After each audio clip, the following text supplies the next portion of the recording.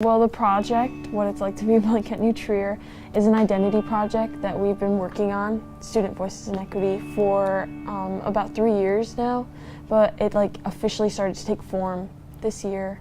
It was a question that we struggled with within ourselves, exactly what is it like to be us, like our own, whatever our identity is. We combined with African American Club and Black Alliance, and we we're discussing a lot of different topics, and we were talking about what our feelings were and how it was like to be at New Trier, and we were just thinking about it, and we came up with different types of ideas about the project, and then we just kind of came up with the whole idea together.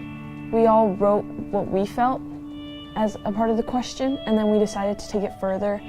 It was essentially first centered around race, but then we decided to broaden it and make it more accessible to the entire school. So basically we spent some time gathering experiences from people at New Trier. We were outside the cafeteria and in advisor rooms. So the activity was kids would come up and they would write an adjective that described them in a blank, what it's like to be Black at New Trier, or poor at New Trier, or a level 3 student at New Trier, and then fill in some experiences that they had in the bottom, either quotes that they've heard or things that they've experienced.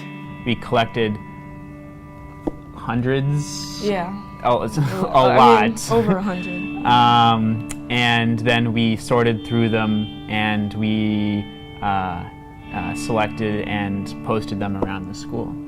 There were a lot of people that didn't take it seriously too, so we had to sift through every single sheet to make sure that people were being appropriate and stuff like that. I wish that something like this happened 2 years ago. My dad took his own life in 2015, and it was right at the beginning of the school year, and I just felt obviously overwhelmed with grief, but also that I had to pretend like everything was fine and that I had to keep going, that almost in a sense I didn't want to recognize my own pain, and I know that for other students they're also dealing with other types of loss or mental health issues, and that these are really not something that's discussed in our classes or even in advisory. There's a sense of New Trier that you have to just fake it, and that's what almost has been like a stamp of honor of look at me, I feel so good, versus I can be honest and I can be real and this is my experience. And I think that that's something I really loved about this project, was that you could be real about your experience, and that there was, by making it anonymous, nobody could judge you for it because nobody knew it was you. I hope that people are exposed to a wider variety of experiences. I think at New Trier, especially with it being so big, you kind of find your tribe or a couple of them and you stay with your own group and you tend to have similar interests or similar experiences. So I think it's good to give people an opportunity to see experiences that aren't their own, that they don't come in contact with ever, really. And hopefully that'll bring us together as a community. Maybe it won't, but it's a step in the right direction. What is it like to be Black at New Trier? What is it like to be Black is a tough question. To be Black is to be wearing a constant mask. I wish I had more Black friends, just so I could understand more about how they experience New Trier. I think the fact that there is so few Black people in New Trier, it does kind of show some of the broader impacts of centuries of socioeconomic division in our country. But beyond that, I think also it doesn't give us a chance to rectify that. I think there are so many things we could be doing that we don't even have the opportunity to, just because I don't think I've ever had a class with a Black student at New Trier. But I think New Trier is kind of a microcosm where we don't have a huge range of representation in some ways. What is it like to be conservative at New Trier? Having your opinions silenced constantly, having political papers graded harder because your teacher disagrees, staying silent so you won't seem different, not being able to comment on politics or lying to save face, having to backpedal on comments to save face. I think this is definitely something that could happen at New Trier or in other places in the world because there's a very hostile political climate right now, and especially with people our age, the tendency is to be liberal. And if you aren't liberal, you are seen as an enemy. So I could see if you were a thoughtful conservative, you might feel like your point of view is stifled, mostly because of our current political situation. I've had an experience like in class like this where I know that someone's like, oh, he's Republican or he's a Trump supporter, but that person will never share their opinion on a topic. And I've heard rumors about them, which is kind of a weird thing to be gossiping about, but they never share this point of view because I think it does have like a stigma. What it's like to be shy at New Trier. Sometimes it is hard for me to talk and open up to new people because I am shy. It is hard to try new things. Many people here are so good at reaching out to new people, but that is something that is really hard for me to do. So I can relate to this one pretty well. I do not talk in many of my classes. My physics teacher actually came to one of my performances for theater because he wanted to hear me talk, and that was fun. But yeah, I can definitely see what this person is going through because a lot of people are very outgoing, and I am once like you get to like know people that are shy. Like I love all my friends and everything, and it's amazing, but like it is hard opening up when you don't really know anyone, especially because I did not go to the same middle school as most of these people. Moving here before freshman year was really hard because obviously like 1,000 students in every grade.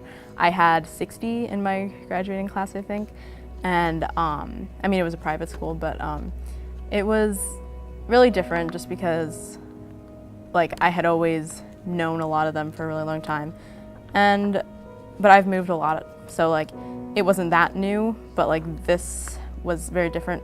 Yeah, it was weird because a lot of these people are white athletes who are very outgoing and very, you know, like the perfect student and stuff.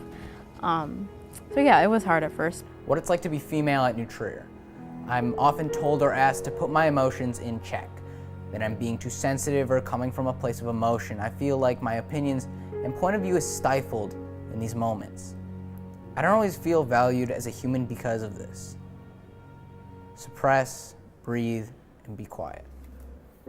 I think this is really powerful, and it's something that I think doesn't just apply to girls. And obviously, I think that this is something that even I could relate to, even though I'm a guy, because when toxic masculinity puts men in a place where they don't feel that they can emote, that means they struggle to empathize. They struggle to understand how another human being feels.